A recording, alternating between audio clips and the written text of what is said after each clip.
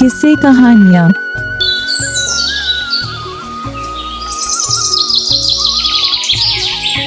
सुबह का समय, गांव का शांत और सादा जीवन। पक्षियों की चहचहाहट और हल्की हल्की ठंडी हवा बह रही है। मिट्टी की गलियों में छोटे छोटे बच्चे खेल रहे हैं। कुछ औरतें कुएं पर पानी भर रही हैं। गांव का एक हिस्सा जहां मोहन और रमा रहते हैं। मोहन और रमा को गांव वाले आदर और प्यार से देखते हैं क्योंकि वे मेहनत और ईमानदारी से अपना जीवन बिताते हैं। रमा और मोहन को देखो, कितने मेहनती लोग हैं। चाहे धूप हो या बारिश, दोनों ने कभी अपने काम से मुंह नहीं मोड़ा। हाँ, और रमा कितनी समझदार है।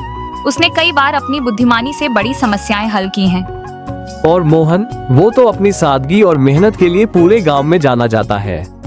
अगर कोई मुश्किल हो तो मोहन से बेहतर मददगार कोई नहीं। गांव वाले आपस में बातें करते रहते हैं। इसी बीच रमा और मोहन अपने खेत की ओर जाते हुए दिखाई देते हैं। खेत में हरियाली फैली हुई है। दूर दूर तक फसल की लहराती हुई बालियां दिखाई देती हैं।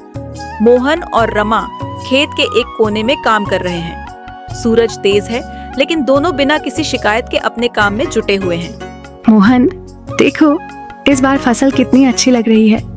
लगता है हमारी मेहनत रंग लाएगी। हाँ रमा, अगर सब कुछ ठीक रहा तो इस बार हमें अच्छा अनाज मिलेगा, लेकिन जमींदार का डर हमेशा बना रहता है। मोहन, डरने से कुछ नहीं होगा। हमें मेहनत पर भरोसा करना होगा। जो होगा देखा जाएगा। खेत के किनारे एक बड़ा पेड़ है। उसकी ठंडी छांव के नीचे मोहन और रमा बैठते हैं। दोनों की थकी हुई आंखों में सुकून और उम्मीद की चमक है। आज का दिन बहुत मेहनत भरा था, लेकिन दिल को सुकून है कि हमने खेत की पूरी देखभाल कर ली। हाँ मोहन, मेहनत का फल हमेशा मीठा होता है। बस ईश्वर से यही प्रार्थना है कि हमें हमारी मेहनत का फल मिले। मोहन, क्या तुम्हें याद है जब हमने पहली बार इस खेत को जोतना शुरू किया था? हाँ रमा, तब कुछ नहीं था हमारे पास, सिर्फ एक पुराना हल और तुम्हारा हौसला। तुमने हमेशा मेरा साथ दिया। क्योंकि मुझे पता है कि मेहनत और विश्वास से सब कुछ हासिल किया जा सकता है। और इस बार भी जो होगा हम उसका सामना करेंगे। मोहन का घर मिट्टी की दीवारों और खपरेल की छत से बना हुआ है। घर के बाहर तुलसी का चबूतरा है। सूरज की पहली किरणें आंगन में पड़ रही हैं। मोहन खाट पर बैठा हुआ है और उसका चेहरा चिंता से भरा हुआ है। पास में रमा रसोई में लकड़ी के चूल्हे पर रोटी बना रही है। मोहन, क्या बात है, रात भर ठीक से सोए नहीं? आज खेत पर जाने की भी तैयारी नहीं की? रमा, इस बार फसल अच्छी हुई है, लेकिन डर है कि हमारी मेहनत बेकार न जाए। क्यों, क्या हुआ? उसने कहा था कि फसल का आधा हिस्सा हमारा होगा, लेकिन जमींदार का आदमी कल आया था। उसने कहा कि पूरी फसल जमींदार की होगी।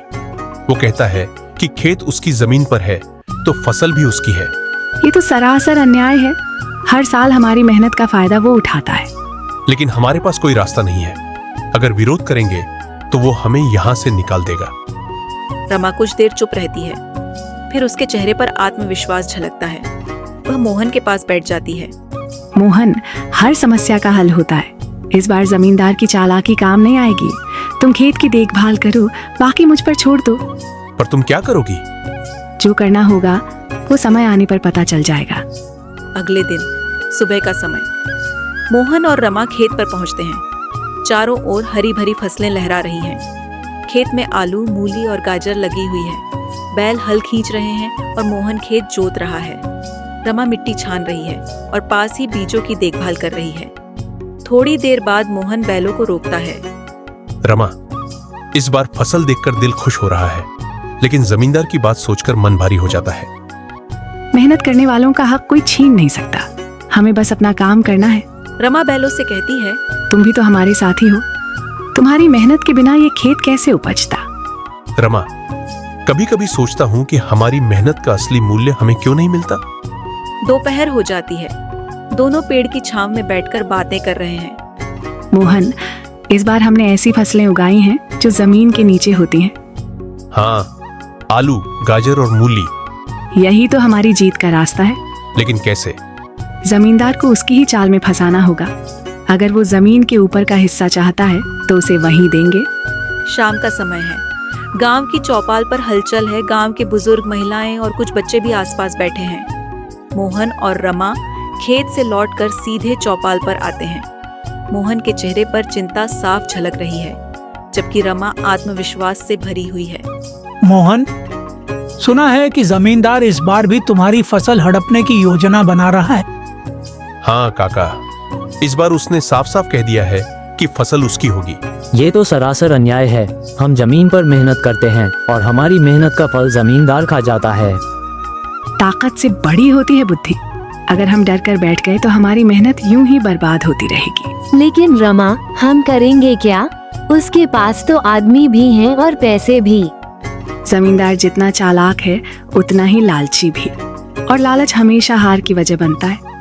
लेकिन रमा, तुम्हारा क्या मतलब है? जमींदार ने कहा है कि उसे हमारी फसल चाहिए, लेकिन उसने यह नहीं कहा कि फसल का कौन सा हिस्सा चाहिए।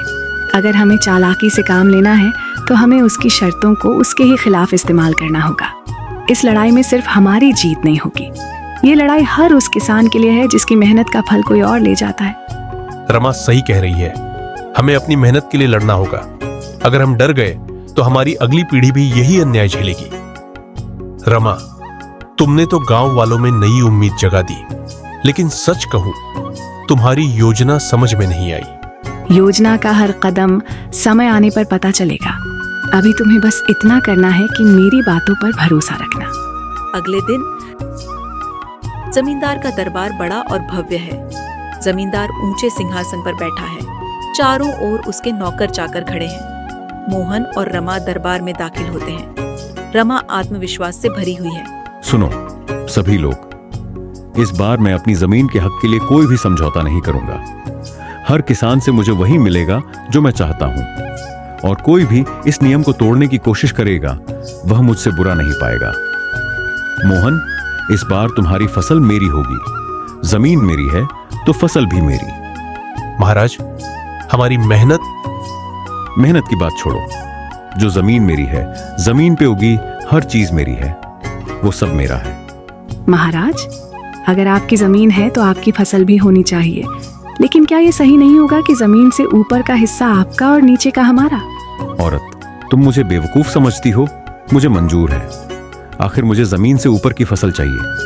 गांव वाले, जमींदार और रमा मोहन खेत पर आते हैं। फसल लहराते हुए खड़ी है। जमींदार के आदमी कटाई के लिए तैयार हैं। जमींदार अपने आदमियों को फसल काटने का आदेश देता है, लेकिन जब फसल काटी जाती है तो केवल पत्ते और डंठल निकलते हैं। खेत पर जमींदार और उसके आदमियों के साथ गांव वाले खड़े हैं। सभी के चेहरे पर आश्चर्य और हैरानी है। जमींदार का चेहरा गुस्से से लाल है। ये क्या तमाशा है? तुम लोगों ने मेरी जमीन पर ऐसी फसल क्यों उगाई जो ऊपर से बेकार है? महाराज, ये तमाशा नहीं बल्कि आपकी मांग का पालन है। आपने खुद कहा था कि आपको जमीन से ऊपर का हिस्सा चाहिए, और यही हिस्सा हमने आपको दिया है। लेकिन असली फसल कहाँ है? असली फसल जमीन के नीचे है महाराज। आलू, गाजर, मूली सब वही है। आपने जो मांगा वो हमने दे दिया। गांव वाले धीरे धीरे हंसने लगते हैं। जमींदार के आदमियों में से कुछ भी मुस्कुराते हुए एक दूसरे को देखने लगते हैं। जमींदार यह देख और अधिक क्रोधित हो जाता है। तुमने मुझे बेवकूफ बनाया है। नहीं महाराज, ये बेवकूफी नहीं, न्याय है। आपने जमीन से ऊपर का हिस्सा मांगा तो हमने ऊपर का ही हिस्सा दिया। नीचे की मेहनत हमारी है। जमींदार सोच में पड़ जाता है। उसके चेहरे का गुस्सा धीरे धीरे शांत होता है। वह महसूस करता है कि रमा ने उसकी चालाकी को समझदारी से मात दी है। तुमने जो किया उससे मुझे मेरी गलती का एहसास हुआ। महाराज, हर बार आप हमारी मेहनत का हक छीनते थे, लेकिन इस बार रमा की अक्लमंदी ने हमें न्याय दिलाया। रमा को धन्यवाद देना चाहिए। उसने हमें दिखा दिया कि बुद्धि ताकत से बड़ी होती है। गांव वाले तालियां बजाने लगते हैं। जमींदार का सिर झुक जाता है। वह पहली बार अपने अहंकार को भूलकर विनम्र हो जाता है। रमा, मैं मानता हूं कि तुम्हारी चतुराई ने मुझे हरा दिया। मैं अपनी गलती मानता हूं और वादा करता हूं कि अब से ऐसा अन्याय नहीं होगा। महाराज, हमारी मेहनत का सम्मान कीजिए। हमें ज्यादा कुछ नहीं चाहिए, बस अपने हक का हिस्सा। ठीक है, आगे से हर किसान को उसका पूरा हक मिलेगा। गांव वाले खुशी से नाचने गाने लगते हैं। जमींदार के आदमियों में से कुछ भी मुस्कुराकर सहमति जताते हैं। मोहन रमा की ओर गर्व से देखता है। सूरज ढलने लगता है। रमा और मोहन खेत के किनारे बैठ जाते हैं। जमींदार अपने आदमियों के साथ चला जाता है। गांव वाले अब रमा और मोहन के पास आते हैं और उनकी तारीफ करते हैं। रमा, तुमने जो किया उससे हमारी मेहनत बच गई। हमारी मेहनत ही हमारी सबसे बड़ी ताकत है मोहन। और याद रखो, अन्याय के खिलाफ खड़े होने के लिए चतुराई सबसे बड़ा हथियार है। दोनों घर लौट आते हैं और कहानी यही समाप्त होती है। ये कहानी सिखाती है कि चतुराई से हर बड़ी समस्या का हल निकाला जा सकता है। रमा की चतुराई और मोहन की मेहनत ने न केवल उनकी फसल को बचाया, बल्कि गांव के अन्य लोगों को भी हिम्मत और प्रेरणा दी। एक बार की बात है, एक गांव में देवानंद नाम का एक चतुर ब्राह्मण रहता था। उसकी चतुराई और बुद्धिमानी पूरे गांव में प्रसिद्ध थी। लोग अपनी समस्याएं हल करने और सही सलाह पाने के लिए अक्सर उसके पास आते थे। देवानंद का एक 10 साल का बेटा रोहन भी था, जो अपने पिता की तरह तेज दिमाग और जिज्ञासु स्वभाव का था। पिताजी, लोग आपको इतना चतुर क्यों कहते हैं? बेटा, चतुराई का मतलब है सही समय पर सही निर्णय लेना और दूसरों की चालाकी को समझकर उसका हल निकालना। क्या मैं भी आपकी तरह चतुर बन सकता हूँ? जरूर, लेकिन इसके लिए धैर्य, समझदारी और अपने विवेक का इस्तेमाल करना सीखना होगा। एक दिन एक किसान ब्राह्मण के पास आया। पंडित जी, मेरे पास 2 बैल हैं, एक बड़ा और मजबूत है लेकिन ज्यादा काम नहीं करता, दूसरा छोटा और कमजोर है लेकिन बहुत मेहनती है, मुझे किसे रखना चाहिए? बैल को काम के हिसाब से परखो, न कि उसके आकार से। अगर कमजोर बैल ज्यादा मेहनती है तो वही तुम्हारे खेत के लिए बेहतर रहेगा। मेहनत ही सच्ची ताकत है। किसान उनकी बात मानकर चला गया। कुछ समय बाद उसने पाया कि उसका खेत बेहतर तरीके से तैयार हो रहा है। इस तरह ब्राह्मण की चतुराई गांव में चर्चा का विषय बन गई। ब्राह्मण की बुद्धिमानी की चर्चा राजा तक पहुंची। एक दिन राजा ने ब्राह्मण को दरबार में बुलाया। पंडित जी, आपकी चतुराई की कहानियां मैंने सुनी हैं। अब मैं आपकी बुद्धिमत्ता परखना चाहता हूँ। महाराज, पूछिए। बताइए, इस संसार में सबसे कीमती चीज क्या है? महाराज, संसार में सबसे कीमती चीज समय है। ये कभी लौट कर नहीं आता और इसे सही तरीके से उपयोग करने वाला व्यक्ति ही सफलता प्राप्त करता है। राजा ने सोचा और उत्तर से सहमत हुआ। दूसरा सवाल, ऐसी कौन सी चीज है जो बढ़ती रहती है लेकिन कभी कम नहीं होती? महाराज, इसका उत्तर है उम्र। जैसे जैसे समय बीतता है हमारी उम्र बढ़ती है, इसे किसी भी तरीके से घटाया नहीं जा सकता। सटीक उत्तर। आप वाकई बहुत चतुर हैं। वैसे पंडित जी, आपके परिवार में कौन कौन है? महाराज, मेरी पत्नी का देहांत कई वर्ष पहले हो चुका है। अब मैं और मेरा बेटा ही साथ रहते हैं। मेरा बेटा बहुत समझदार और मेहनती है। वह मेरी तरह ही चतुराई से जीवन की समस्याओं का हल निकालने की कोशिश करता है। ये सुनकर दुख हुआ पंडित जी, लेकिन आपका बेटा आपकी छत्र छाया में जरूर अद्भुत गुणों को सीख रहा होगा। महाराज, यही मेरा प्रयास है। पंडित जी, आपने सभी सवालों का उत्तर बड़ी चतुराई से दिया। आपकी बुद्धिमत्ता वास्तव में अद्वितीय है। मैं आपको इनाम में 50 सोने के सिक्के देता हूँ। ब्राह्मण ने राजा को धन्यवाद दिया और अपने घर लौट आया। राजा ने ब्राह्मण की बातों से प्रभावित होकर उसके बेटे की चतुराई के बारे में जानने की इच्छा जताई। उन्होंने सैनिकों को आदेश दिया कि वे ब्राह्मण के बेटे की बुद्धिमानी की भी परीक्षा लें। राजा के सैनिकों ने एक दिन ब्राह्मण के बेटे रोहन को आते हुए देखा। उन्हें याद आया कि राजा ने कहा था कि ब्राह्मण का बेटा भी चतुराई में अपने पिता से कम नहीं होगा। उन्होंने उसकी परीक्षा लेने की सोची। अरे रोहन, सुनो बेटा, एक सवाल का जवाब दो। बताओ, सोना कीमती है या चांदी? और ध्यान से सुनो, तुम्हारे जवाब पर ही निर्भर करेगा कि तुम्हें कौन सा सिक्का मिलेगा। रोहन ने कुछ क्षण सोचा, फिर मुस्कुराते हुए जवाब दिया, चांदी। सैनिक उसकी बात सुनकर हंसने लगे। अरे वाह, अगर चांदी तुम्हारे लिए कीमती है तो यह लो। सैनिकों ने उसे चांदी का सिक्का दिया और ठाका लगाते हुए वहां से चले गए। सैनिकों ने राजा को यह घटना बताई। महाराज, ये लड़का बड़ा अजीब है। हर बार सोने और चांदी के बीच चुनाव करने पर वो चांदी को चुनता है। लगता है उसे सोने की कीमत का अंदाजा नहीं है। अगर वह लड़का इतना चतुर है तो यह देखना दिलचस्प होगा कि वह ऐसा क्यों कर रहा है। उससे रोज यही सवाल पूछो। अगले दिन सैनिक फिर रोहन के पास पहुंचे। अरे रोहन, बताओ, सोना कीमती है या चांदी? रोहन ने पहले की तरह थोड़ी देर सोचा और जवाब दिया, चांदी। सैनिक फिर हंसने लगे। ये लो चांदी का सिक्का। लगता है तुम सोने की कीमत नहीं जानते। यह सिलसिला रोज चलता रहा। हर दिन सैनिक आते, वही सवाल पूछते और रोहन चांदी का ही चुनाव करता। हर बार उसे चांदी का सिक्का मिलता।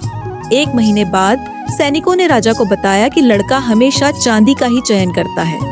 राजा ने ब्राह्मण को दरबार में बुलाया।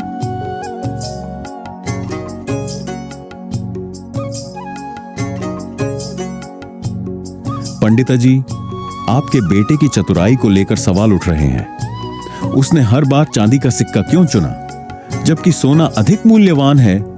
ब्राह्मण उस समय कुछ नहीं कह पाया और घर चला गया।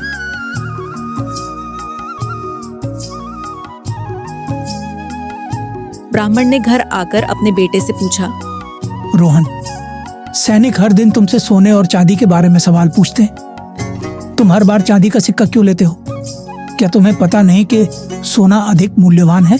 पिताजी, मैं जानता हूँ कि सोना चांदी से ज्यादा कीमती है, लेकिन सैनिक मुझे परेशान करने के लिए बार बार यह सवाल पूछते हैं। अगर मैंने पहले दिन ही सोने का सिक्का ले लिया होता तो वे मुझे चतुर मानकर दोबारा सवाल नहीं पूछते, लेकिन मैंने जानबूझकर चांदी का चुनाव किया ताकि यह सिलसिला चलता रहे। अब तक मैंने 30 चांदी के सिक्के जमा कर लिए हैं, जो एक सोने के सिक्के से अधिक मूल्यवान है। ब्राह्मण उसकी चतुराई से बहुत प्रभावित हुआ। अगले दिन ब्राह्मण अपने बेटे के साथ राजा के दरबार पहुंचा।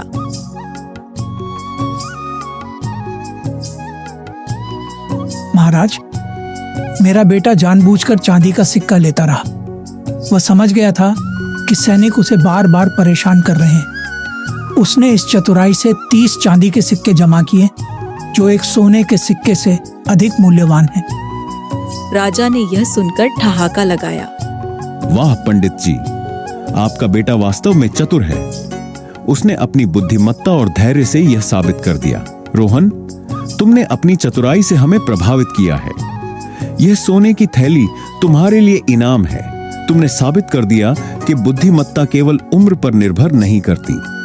रोहन ने राजा को धन्यवाद दिया। इस तरह चतुर ब्राह्मण और उसके बेटे ने अपनी बुद्धिमानी से न केवल लोगों को प्रभावित किया, बल्कि राजा का दिल भी जीत लिया। एक बार की बात है, एक आदमी था जो बड़े होटल में काम करता था। वह एक शानदार कुक था और अपने काम में माहिर था, लेकिन किस्मत ने उसका साथ नहीं दिया और उसे होटल से निकाल दिया गया। अब वह परेशान और उदास अपने घर पर बैठा था। यही से शुरू होती है रघु की कहानी। रेखा, मैं समझ नहीं पा रहा हूँ कि अब क्या करूं। होटल से निकाल दिया और अब घर में बैठे बैठे मन घबरा रहा है। इतने सालों तक जो सीखा वो सब बेकार लग रहा है। ऐसा क्यों सोचते हो? तुमने इतने साल बड़े होटल में काम किया है। खाना बनाना तुम्हारा हुनर है। कोई भी हुनर बेकार नहीं जाता। लेकिन होटल से निकालने के बाद कौन मुझे काम देगा? और अगर दूसरा काम खोजा भी तो पता नहीं कब मिलेगा। घर कैसे चलेगा? सुनो, मेरे पास एक सुझाव है। क्यों ना तुम खुद का ठेला खोल लो। मटन बिरयानी बनाओ और बेचो। तुम्हारा खाना हमेशा से लाजवाब रहा है। लोग तुम्हारे खाने के दीवाने होंगे। ठेला? मैंने तो कभी ऐसा सोचा ही नहीं। क्या ये मुझसे हो पाएगा? क्यों नहीं होगा? होटल में काम करके तुम्हें अनुभव भी है और सबसे बड़ी बात, तुम मेहनती हो।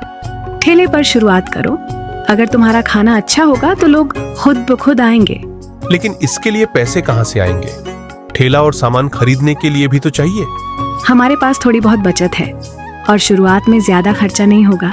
धीरे धीरे सब हो जाएगा। बस तुम खुद पर भरोसा रखो। रघु सोच में पड़ जाता है। रेखा की बात उसे सही लगती है। वह धीरे धीरे मुस्कुराने लगता है। तुम ठीक कहती हो रेखा, मैं कोशिश करूंगा। ठेला खोलूंगा और अपनी मटन बिरयानी से एक बार फिर से नाम बनाऊंगा। सुबह का समय।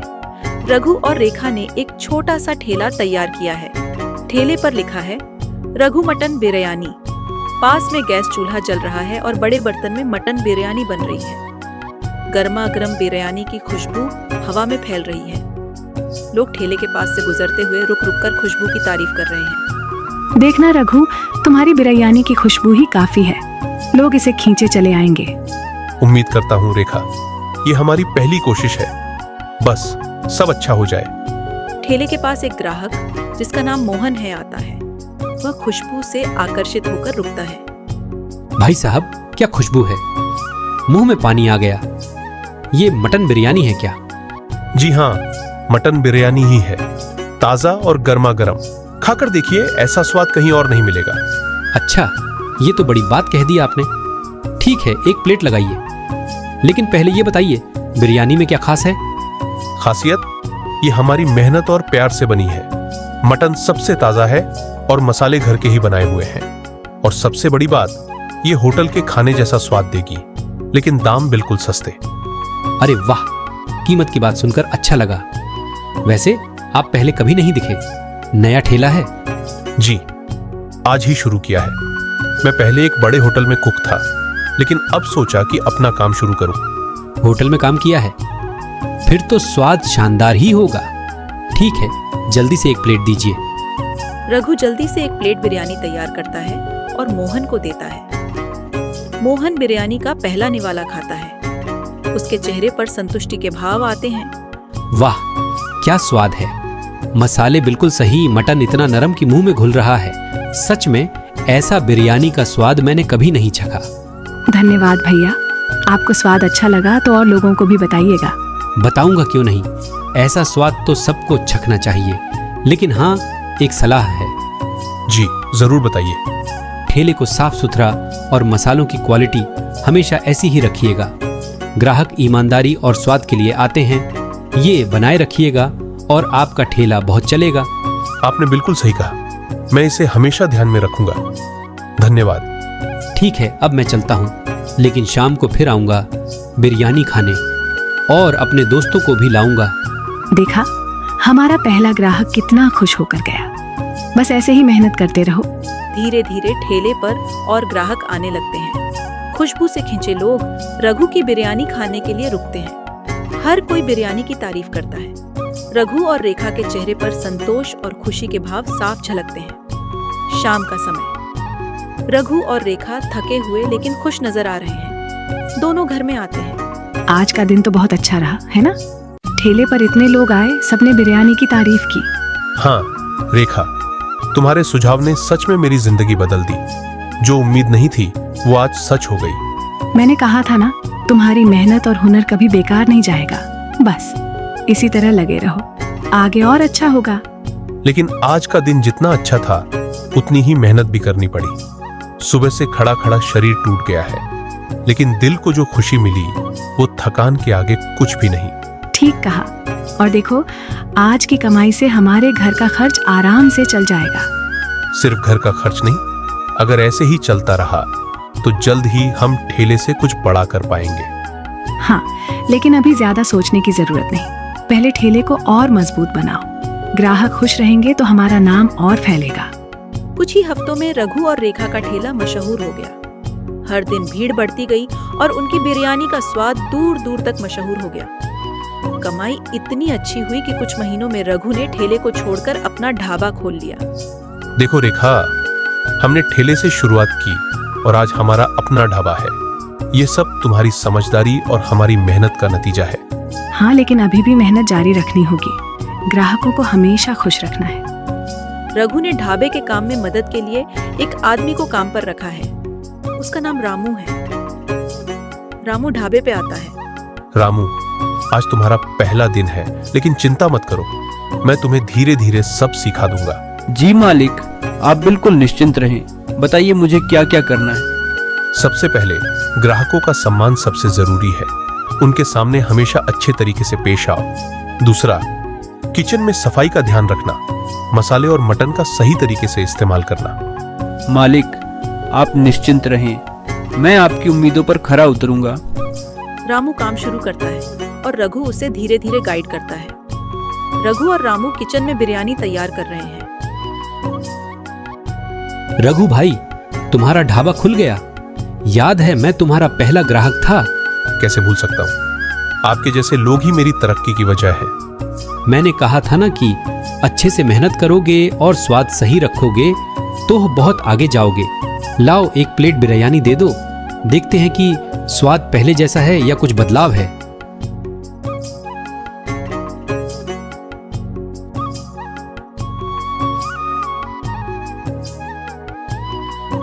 वाह, क्या बात है रघु भैया, स्वाद बिल्कुल वैसा ही है जैसा पहले था, लेकिन यहाँ और भी अच्छा लग रहा है। धन्यवाद मोहन भाई। अब हमने ढाबा खोल लिया है और यकीन मानिए हम कोशिश करेंगे कि हर बार स्वाद पहले जैसा ही रहे। ढाबे में धीरे धीरे ग्राहकों की भीड़ बढ़ने लगती है। लोग बिरयानी खा रहे हैं। कुछ महीनों में रघु और रेखा के ढाबे ने शहर में एक नाम बना लिया था। ग्राहकों की संख्या दिन ब दिन बढ़ती जा रही थी और बिरयानी का स्वाद हर किसी के दिल में बस चुका था। रात का समय हो जाता है। रघु काम खत्म करके घर के लिए निकलता है। आज का दिन भी अच्छा रहा, लोग लगातार आते रहे। बिरयानी की खुशबू से पूरा इलाका महक उठा है। लगता है अब हम जो काम शुरू किए थे उस पर मेहनत रंग ला रही है। हाँ रघु, तुमने सही कहा। रेखा, अगर ऐसे ही चलता रहा तो मुझे एक और कदम उठाना पड़ेगा। मैं एक बड़ा होटल खोलना चाहता हूँ, बड़े स्तर पर काम करना चाहता हूँ। क्या एक बड़ा होटल? लेकिन रघु, इसमें बहुत पैसे लगेंगे। इतने पैसे कहाँ से आएंगे, क्या तुमने सोचा है? रघु ने कोई जवाब नहीं दिया, लेकिन मन ही मन एक योजना बनाई। अगले दिन रघु बाजार से सस्ता और घटिया मसाला और सस्ते चावल खरीदकर ढाबे पर लाता है। रामू सस्ते सामान को देखकर चौंक जाता है। मालिक, ये तो बहुत सस्ते मसाले हैं, ये सही नहीं है और ये चावल भी अच्छे नहीं लग रहे। इनसे बिरयानी का स्वाद खराब हो जाएगा। तुमसे क्या मतलब? पैसे बचाने के लिए यही सही है। ढाबे को चलाने के लिए सस्ते सामान की जरूरत है। चुप रहो और काम करो। ठीक है मालिक, लेकिन अगर स्वाद में फर्क आया तो लोग फिर से नहीं आएंगे। रामू चुपचाप काम करता है, लेकिन उसका चेहरा चिंता से भरा होता है। रघु बिरयानी बनवाने में लग जाता है और फिर ग्राहक आते हैं। वे बिरयानी का स्वाद चखते हैं, लेकिन कुछ नाखुश नजर आते हैं। रघु, बिरयानी का स्वाद पहले जैसा नहीं है, क्या हुआ? खाना है तो खाओ, वरना मत खाओ। मुझे और भी ग्राहक मिल जाएंगे। ग्राहक एक एक करके उठकर चले जाते हैं और रघु अपने गुस्से में खड़ा रहता है। रामू की चिंता और बढ़ जाती है, लेकिन वह चुप रहता है। रघु का लालच बढ़ता है। अगले दिन रघु खराब मटन और घटिया मसाले और चावल खरीदकर ढाबे पर लाता है। रामू मटन और सामान को देखता है और तुरंत रघु से विरोध करता है। मालिक, ये मटन तो बिल्कुल खराब है और ये सस्ते चावल और मसाले, लोग बीमार भी पड़ सकते हैं। तुमसे क्या मतलब? जो मैंने लिया है वही सही है। काम करो, ज्यादा दिमाग मत लगाओ। रामू सोचता है कि यह सही नहीं है, लेकिन रघु की धमकी से वह चुप हो जाता है। वह मटन और सस्ता सामान बिरयानी में डालता है। जब बिरयानी तैयार होती है, रघु फिर से ग्राहकों को देखता है। कुछ ग्राहक बिरयानी खाते हैं, लेकिन फिर से उनका चेहरा गुमसुम हो जाता है। रघु, इस बार बिरयानी का स्वाद बहुत खराब है। मटन तो सख्त और स्वादहीन है, चावल भी अच्छा नहीं है। क्या हो गया? रघु का गुस्सा फिर से बढ़ जाता है।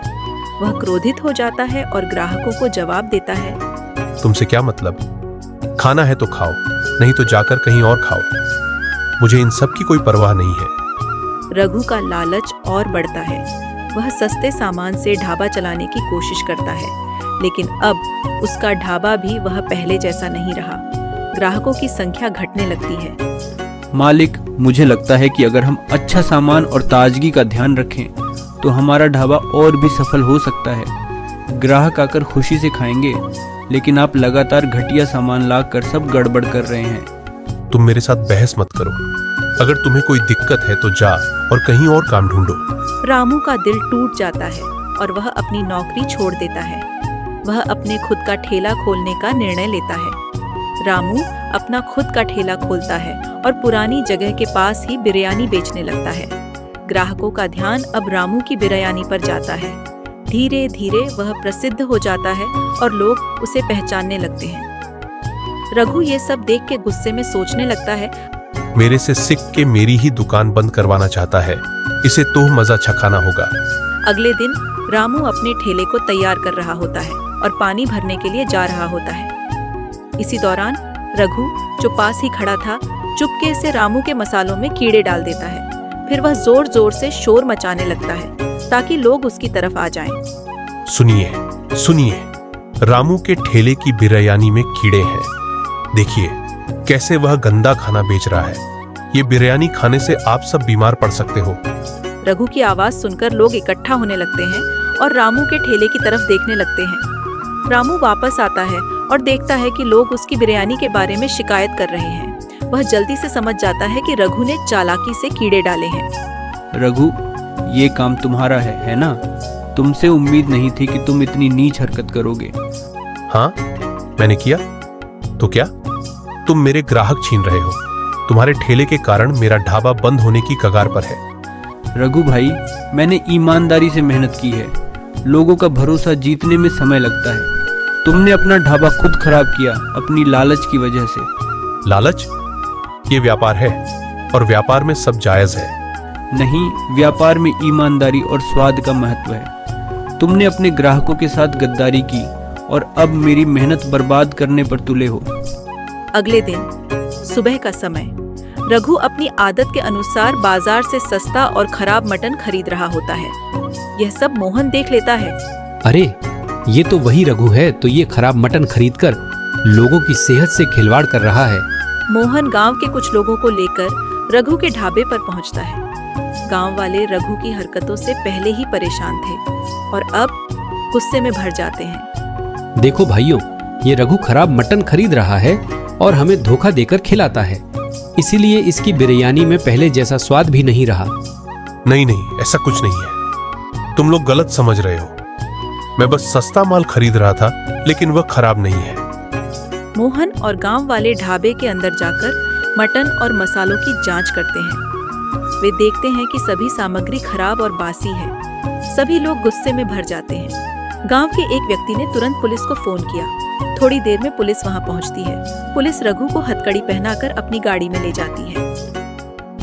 चरणपुर गांव की सादगी और शांति के बीच एक नई समस्या ने दस्तक दी थी। गांव के लोग सुबह सुबह अपने रोज के कामों में व्यस्त थे, लेकिन किसी को भी यह एहसास नहीं था कि एक खतरनाक समस्या उनका पीछा कर रही थी। गांव का मुख्य तालाब, जो पूरे गांव के लिए पानी का सबसे बड़ा स्रोत था, अब खतरे में था। वहां अब मगरमच्छ आ गए थे। यह गांव के लिए एक बड़ी चिंता का विषय बन गया था। तालाब से पानी लेने जाने वाले लोग अब डर के साए में रहते थे। गांव के बुजुर्गों ने इस मुद्दे पर चर्चा करने के लिए गांव के चौपाल पर बुलाया था। चारों ओर शांति थी, लेकिन अब हर किसी के चेहरे पर चिंता की लकीरें साफ दिख रही थी। रामू काका, जो गांव के सबसे बुजुर्ग और समझदार व्यक्ति थे, सबसे पहले बोले। उनका गहरा अनुभव और जीवन के प्रति उनके दृष्टिकोण ने सबका ध्यान आकर्षित किया।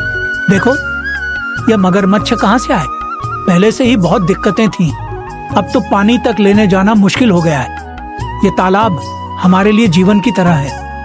अगर अब पानी लेने जाना ही जोखिम भरा हो गया तो हम क्या करेंगे? हाँ काका, कल ही तो शांति चाची का घड़ा पानी भरते वक्त फट गया था। वो जान बचाकर भागी थीं और इसका कारण एक ही था, मगरमच्छ का हमला। ये स्थिति और खतरनाक होती जा रही है। अब कोई भी पानी भरने जाने से डरता है। सभी की आंखों में डर और असमर्थता के संकेत थे। मोहन, जो थोड़ा सा सक्रिय और पहल करने वाला था, बोला, हमें सरपंच जी से बात करनी चाहिए। ये समस्या अकेले हल नहीं हो सकती।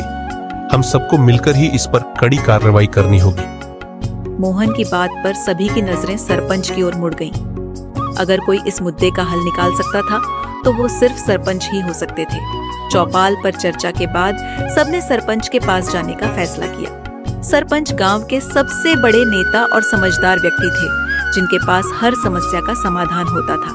वह सबके लिए मार्गदर्शक थे और उनके पास गांव के विकास और सुरक्षा के लिए हमेशा अच्छे सुझाव होते थे। गांव वाले सरपंच के घर पर इकट्ठा हुए। सरपंच जी, आपको क्या बताऊं? अब तो तालाब में मगरमच्छ इतने बढ़ गए हैं कि अब वहाँ पानी लेने जाना बिल्कुल असंभव हो गया। लोग डर के मारे वहाँ नहीं जा रहे। कल ही हम सब ने देखा कि शांति चाची का घड़ा तो पानी भरते वक्त फट गया था। और वो किसी तरह अपनी जान बचाकर भागी थी। मैं समझता हूँ कि यह समस्या गंभीर है, लेकिन इसका हल इतना आसान नहीं होगा। मगरमच्छों को क्या हम यहाँ से हटा सकते हैं? सरपंच जी, समझता हूँ कि यह काम आसान नहीं होगा, लेकिन हमारा तालाब तो जीवन मरण का सवाल बन गया है। गांव के लोग अब पानी के बिना जी नहीं सकते। ये समस्या जल्दी हल होनी चाहिए, नहीं तो लोग दर दर भटकेंगे। मैं समझता हूँ ये गंभीर समस्या है, मगर इसका हल जल्दी नहीं निकलेगा। हमें किसी समझदार व्यक्ति की राय लेनी होगी जो एक योजना बना सके, ताकि हमें इस मुसीबत से जल्दी छुटकारा मिल जाए। तो आप जल्द ही कुछ कीजिए, वरना गांव पानी के बिना मर जाएगा। हमें जल्द ही कोई निर्णय लेना होगा। मैं ठाकुर प्रताप से बात करूंगा। वह इस गांव के एक बड़े जमींदार हैं और उनके पास कई विशेषज्ञ और संसाधन हैं। अगर हमें कोई उपाय चाहिए तो उनसे संपर्क करना पड़ेगा। सरपंच ने गांव के होशियार जमींदार ठाकुर प्रताप सिंह को बुलाया। प्रताप जी, हमें आपकी मदद की जरूरत है। हमारे गांव के तालाब में मगरमच्छों की समस्या बहुत बढ़ गई है। इससे पानी लेने के लिए लोग जान जोखिम में डाल रहे हैं। आपके पास कोई उपाय है? सरपंच जी, अगर आप गांव वालों के साथ इस समस्या का हल चाहते हैं तो हमें एक नया तालाब बनाना होगा। मगरमच्छों को हटाना इतना आसान नहीं होगा और इसमें काफी मेहनत और समय लगेगा। यदि हम एक नया तालाब बनाते हैं तो ये गांव के पानी की समस्या का स्थायी समाधान हो सकता है। अगर गांव वाले मेहनत करने को तैयार हों तो हम कल से ही काम शुरू कर सकते हैं। मेहनत का सवाल ही नहीं, गांव वाले अपनी समस्या को हल करने के लिए हर संभव प्रयास करेंगे। हाँ सरपंच जी, हम सब तैयार हैं। हमें बस सही दिशा दिखाने की जरूरत है। तो ठीक है, हमें तालाब के लिए सही जगह ढूंढनी होगी और तुरंत काम शुरू करना होगा। हर कोई श्रमदान के लिए तैयार हो गया। तालाब बनाने का काम शुरू हुआ। गांव के लोग दिन रात मेहनत करने लगे। ये सिर्फ एक तालाब नहीं है, ये हमारी जिंदगी है। हमें इसे हर हाल में पूरा करना होगा। काका, आपकी बात सही है। जब सब मिलकर काम कर रहे हैं तो कुछ भी असंभव नहीं। हफ्तों की मेहनत के बाद तालाब बनकर तैयार हो गया। कुछ ही दिनों में बारिश हुई और नया तालाब पानी से भर गया। गांव में खुशी की लहर दौड़ गई। मोहन तालाब से पानी भरने जाता है। वो देखते हैं कि जमींदार सुमन से कुछ बात कर रहे हैं। सुमन जमींदार को पैसे देती है। मोहन को यह देख अजीब लगता है। वह सुमन को रास्ते में रोककर पूछते हैं, सुमन, ये क्या देखा मैंने? तुमने जमींदार को पैसे क्यों दिए? ये मैं आपको कैसे बताऊं? बात यह है कि ठाकुर प्रताप ने कहा है कि हर कोई जो तालाब से पानी भरेगा उसे पैसे देने होंगे। क्या? ये तो पूरी धोखाधड़ी है। ये तालाब तो हमने सबने मिलकर बनाया था। फिर ये पैसे किस बात के? मैं भी यही सोच रही हूँ, लेकिन ठाकुर जी की धमकियों से कोई कुछ कहने की हिम्मत नहीं करता।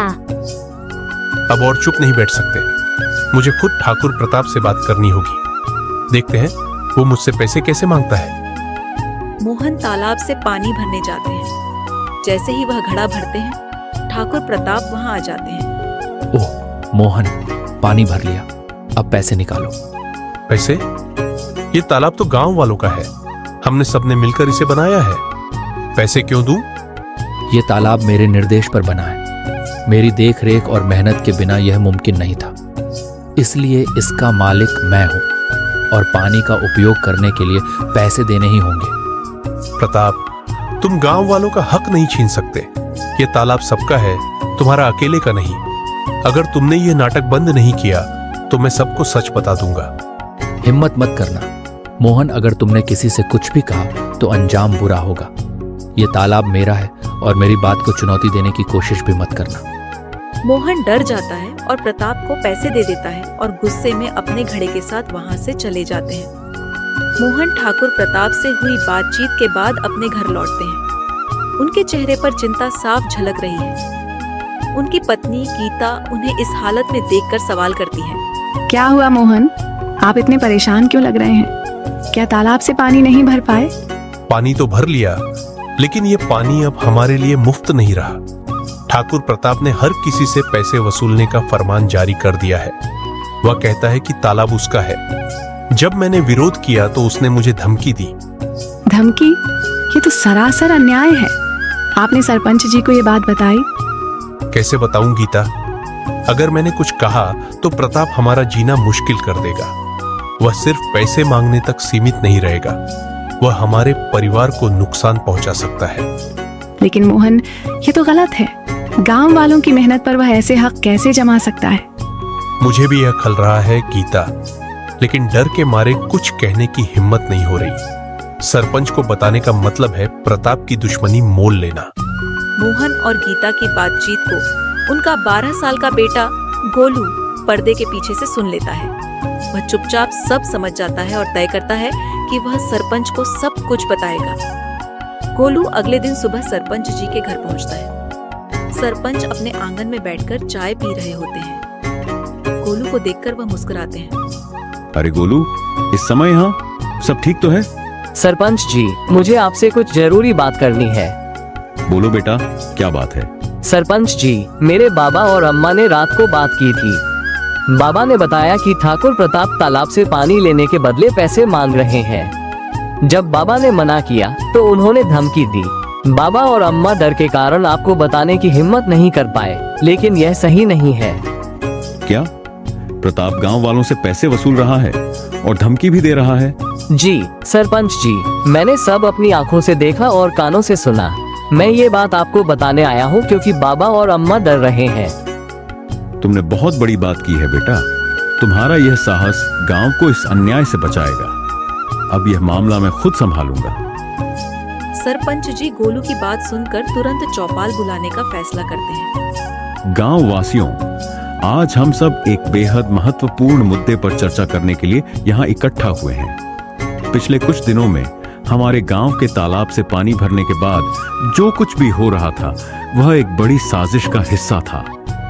हमें यह समझने की आवश्यकता है कि हमारे गांव के ही एक व्यक्ति ने हमारे विश्वास का गलत फायदा उठाया है। प्रताप जी, आपके बारे में हमें अब पूरी सच्चाई पता चल चुकी है।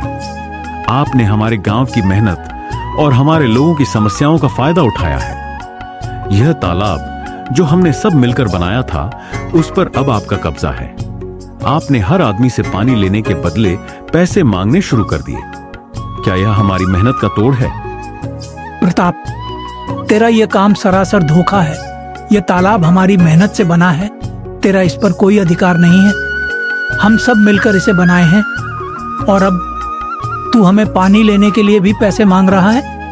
ये तो पूरी तरह से गलत है। क्या तुम इतने नीच हो गए हो कि अपने ही गांव वालों को इस तरह धोखा दे रहे हो? तुमने हमारी डर का फायदा उठाया है। सुनिए सुनिए, मैंने यह सब गांव की भलाई के लिए किया था। तालाब की देखरेख के लिए मेहनत की थी, इसलिए पैसे लेने का अधिकार मुझे है। भलाई? तुमने हमारे डर का फायदा उठाकर हमें लूटा है। प्रताप, अब तुम्हारे लिए इस गांव में कोई जगह नहीं है। यह तालाब गांव वालों का था, है और रहेगा। तुमने हमारे भरोसे को तोड़ा है और अब तुम्हें इसकी सजा भुगतनी होगी। गोलू, तुमने जो साहस दिखाया वह इस गांव के लिए मिसाल बनेगा। तुम्हारी हिम्मत से हम सभी ने एक बड़ा अन्याय रोका। गांव वाले प्रताप को गांव से बाहर निकाल देते हैं। तालाब का उपयोग अब सब बिना किसी डर के करते हैं। सरपंच गोलू के साहस और ईमानदारी की तारीफ करते हैं। संदेश: साहस और सच्चाई से हर अन्याय का मुकाबला किया जा सकता है।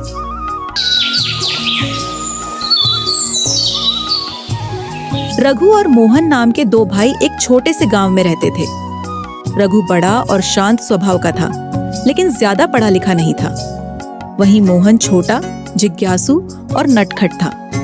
दोनों खेतों में कड़ी मेहनत करते थे, लेकिन उनकी मासूमियत और भोलेपन के कारण वे अक्सर मुश्किलों में फंस जाते थे। एक दिन काम खत्म करने के बाद दोनों भाई खेत के पास के एक बड़े पेड़ के नीचे आराम कर रहे थे। सूरज ढलने लगा था और गांव की हवा ठंडी और सुकून भरी थी। भाई, ये खेतीबाड़ी कब तक करेंगे? दिन भर खटते हैं, लेकिन हाथ में कुछ नहीं बचता। तो और क्या करें भैया, यही तो हम जानते हैं। सोच रहा हूँ गांव के बाहर जाकर कुछ नया करें। शहर में काम करेंगे, कुछ पैसा कमाएंगे, दुनिया देखेंगे, कुछ सीखेंगे। सच कहते हो भैया, यहाँ तो बस मिट्टी में खटते रहो। चलो बाहर चलते हैं, शायद किस्मत बदल जाए। खेत का काम खत्म करने के बाद दोनों भाई घर लौटे। घर में उनकी माँ खाना बना रही थी। जैसे ही दोनों पहुंचे, माँ ने उनके लिए रोटियां और दाल परोसी। आ गए मेरे बेटों, बहुत थक गए लगते हो। आओ खाना खा लो। हाँ माँ, आज खूब मेहनत की, फसल भी ठीक लग रही है। लेकिन मेहनत के बाद भी हमारे हाथ तो खाली ही रहते हैं। ऐसी बात क्यों करते हो बेटा? भगवान का शुक्र है कि मेहनत से पेट तो भर रहा है। खाना खाते खाते रघु और मोहन ने अपनी माँ से अपने दिल की बात कहने का फैसला किया। माँ, एक बात कहनी है। क्या हुआ बेटा, सब ठीक तो है? हम सोच रहे हैं कि गांव के बाहर जाए। यहाँ खेती बाड़ी से हम सिर्फ गुजारा कर रहे हैं। बाहर जाकर काम करेंगे, कुछ सीखेंगे, पैसा कमाएंगे। हाँ माँ, भैया सही कह रहे हैं। बाहर दुनिया बड़ी है, वहाँ शायद हमारे लिए कुछ अच्छा हो। माँ कुछ देर चुप रही। उनके चेहरे पर चिंता और प्यार के मिले जुले भाव थे।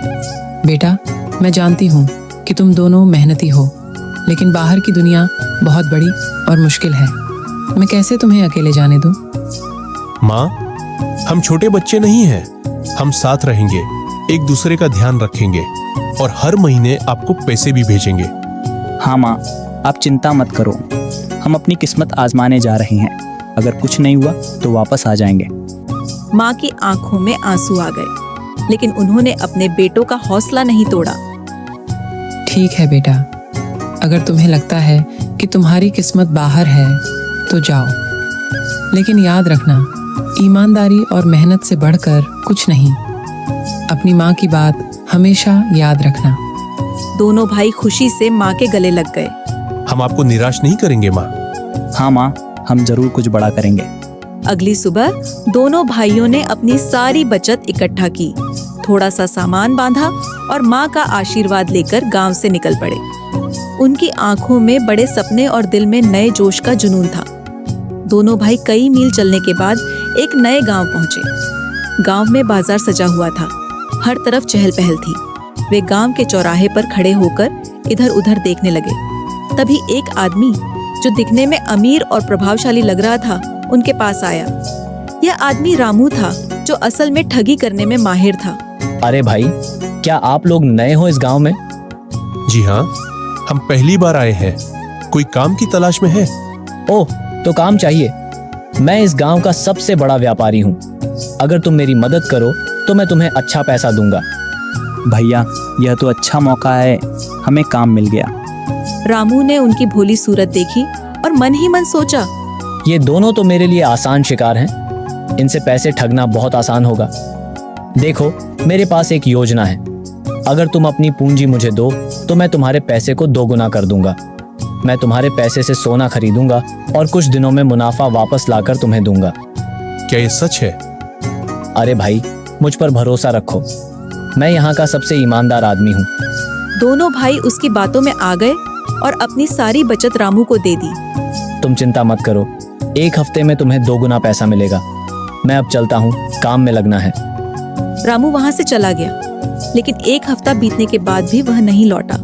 भैया, लगता है हमें ठग लिया गया। चिंता मत करो भाई, हमने एक सबक सीखा है। अब हमें सतर्क रहना होगा। ठगे जाने के बाद रघु और मोहन ने सोचा कि इस गांव में रहना ठीक नहीं है। यहाँ के लोग उनके भोलेपन का फायदा उठाते हैं। उन्होंने वहां से निकलकर दूसरे गांव जाने का फैसला किया। दोनों भाई नए गांव पहुंचे। यहाँ का माहौल थोड़ा शांत और साफ सुथरा था। गांव के बीच में एक बड़ा बाजार था। लोग अपनी अपनी दुकानें सजा रहे थे। भैया, यह गांव अच्छा लग रहा है। शायद यहाँ हमें काम मिल जाए। हाँ भाई, लेकिन इस बार हम ज्यादा सतर्क रहेंगे। अब किसी पर जल्दी भरोसा नहीं करेंगे। जैसे ही वे बाजार में घूम रहे थे कि व्यक्ति ने उन्हें देखा। यह रामू था, जिसने पहली बार उन्हें ठगा था। अब वह अमीर गहनों का व्यापारी बनकर इस गांव में ठगी करने आया था। अरे, ये तो वही 2 मूर्ख भाई हैं। इनकी शक्ल देखकर ही लगता है कि ये फिर से मेरे जाल में फंस जाएंगे, लेकिन इस बार इनसे और पैसे ठगूंगा। अरे भाइयों, यहाँ कैसे? मैं तो तुम्हें ढूंढ ही रहा था। अरे, ये तो वही आदमी है जिसने हमें ठगा था। तुम यहाँ क्या कर रहे हो? हमारे पैसे कहाँ हैं? रामू ने तुरंत मासूम बनने की कोशिश की। उसने गहरी सांस ली और उनके सामने अपना दुखड़ा सुनाने लगा। भाइयों, मुझे माफ कर दो। मैं तुम्हारे पैसे लौटाने ही वाला था, लेकिन सारा पैसा मेरी माँ के इलाज में लग गया और मैं 10 दिन बाद तुम्हें ढूंढते हुए वहां आया था, लेकिन तुम लोग वहां नहीं थे। तो हमारे पैसे क्या अब तक तुम्हारे पास नहीं है? सुनो भाई, मैं झूठा नहीं हूँ। मैं तुम्हारे पैसे 3 गुना करके लौटाऊंगा, और अगर मुझे और पैसे दोगे तो मैं तुम्हारा और भी ज्यादा फायदा करवा सकता हूँ। बस मुझे एक और मौका दो। पर तुम ये करोगे कैसे? सुनो, मुझे एक व्यापारी मिला है। वह सोने का बड़ा व्यापारी है। वह कहता है कि अगर हम उस पर निवेश करें तो 1 हफ्ते में पैसा 3 गुना हो जाएगा। सोचो तुम्हारा कितना ज्यादा फायदा होगा। क्या तुम सच बोल रहे हो? इस बार हमें धोखा नहीं मिलेगा? मेरे सिर की कसम खाकर कह रहा हूँ। मेरी माँ ने मुझे सिखाया है कि भरोसा तोड़ना सबसे बड़ा पाप है। तुम मुझ पर भरोसा कर सकते हो? भैया, लगता है ये सच कह रहा है। क्यों ना इसे एक और मौका दें? ठीक है, लेकिन इस बार हमें पैसे जल्दी चाहिए। दोनों भाइयों ने अपने पास बचे खुचे पैसे रामू को दे दिए। तुम चिंता मत करो, कल सुबह मैं तुम्हारे पैसे 3 गुना करके ले आऊंगा। अभी मुझे जाने दो, व्यापारी से मिलना है। रामू पैसे लेकर मुस्कुराता हुआ चला गया। भैया, लगता है इस बार हमारा पैसा बच जाएगा और हम भी अमीर बन जाएंगे भैया। भगवान करे ऐसा ही हो, लेकिन इस बार अगर उसने हमें धोखा दिया तो मैं उसे छोड़ूंगा नहीं। अगली सुबह रघु और मोहन बाजार में रामू का इंतजार कर रहे थे। वह अभी तक क्यों नहीं आया? उसने कहा था कि सुबह तक आएगा।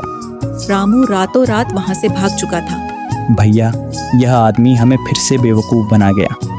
अब बहुत हो गया। इस बार मैं उसे सबक सिखाए बिना नहीं छोड़ूंगा। हमें उसे ढूंढना होगा। दोनों भाई गुस्से से तिलमिला उठे। उन्होंने कसम खाई कि इस बार वे रामू को न केवल पकड़ेंगे बल्कि उसे सबक सिखाकर अपने पैसे भी वापस लेंगे। भैया, इस बार हमें चालाकी से काम करना होगा। हाँ, अब उसकी चालाकियों का जवाब उसी की भाषा में देंगे। इस बार हम उसे ऐसा सबक सिखाएंगे कि वह जिंदगी भर याद रखेगा। रघु और मोहन अपने साथ हुए धोखों से बहुत आहत थे, लेकिन इस बार उन्होंने रामू को सबक सिखाने की ठान ली। दोनों भाइयों ने तय किया कि इस बार वे अपनी चतुराई से रामू को उसी के जाल में फंसाएंगे। भैया, इस बार हमें कुछ ऐसा करना होगा कि रामू न केवल पकड़ा जाए बल्कि अपनी चालाकी का खामियाजा भी भुगते। तुम बिल्कुल सही कह रहे हो। हमें ऐसा जाल बिछाना होगा कि वह अपनी लालच में खुद फंस जाए। रघु ने एक योजना बनाई। उन्होंने नकली गहने बनवाने का फैसला किया। हम नकली गहने बनाएंगे, लेकिन वे इतने असली लगेंगे कि कोई भी धोखा खा जाए।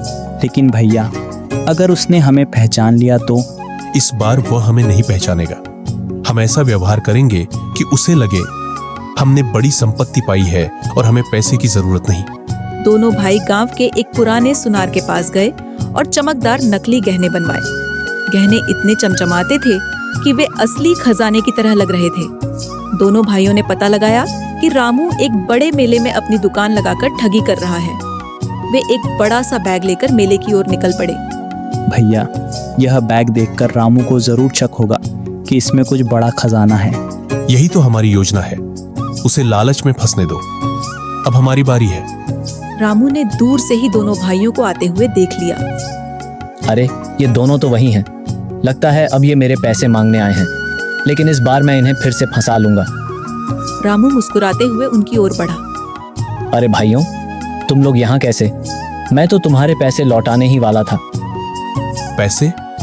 तुम्हारे जैसे आदमी से पैसे की उम्मीद ही क्यों करें? हाँ, अब हमें तुम्हारे पैसे नहीं चाहिए, रखो अपने पास। क्या तुम लोग अपने पैसे नहीं चाहते? क्या कोई लॉटरी लग गई है? लॉटरी से भी बड़ी बात है। भैया ने एक बड़े व्यापारी की मदद की।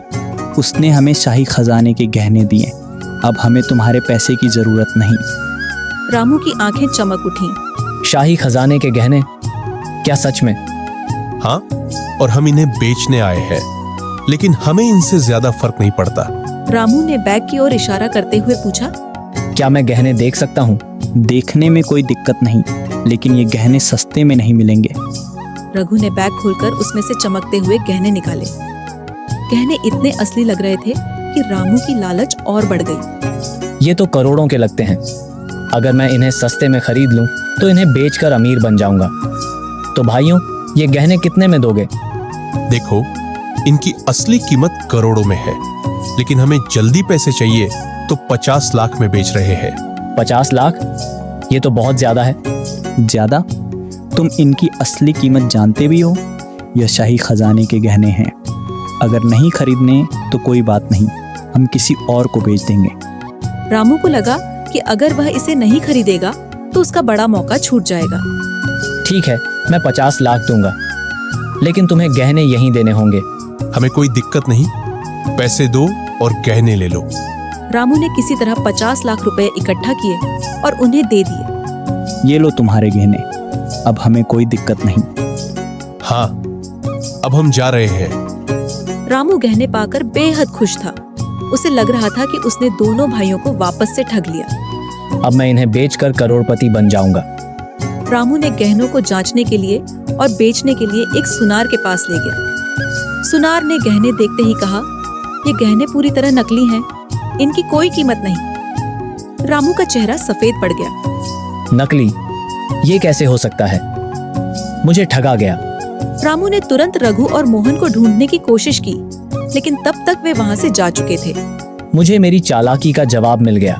इन दोनों ने मुझे हरा दिया। दूसरी ओर रघु और मोहन ने अपनी चतुराई से न केवल अपने पैसे वापस लिए, बल्कि रामू को भी उसकी करनी का फल चखा दिया। देखा भाई, चालाकी का जवाब चालाकी से देना ही सही होता है। हाँ भैया, और इस बार हमने उसे सबक सिखा दिया। भैया, अब हमने समझ लिया कि हमें मेहनत के साथ साथ अपनी बुद्धि का भी इस्तेमाल करना चाहिए।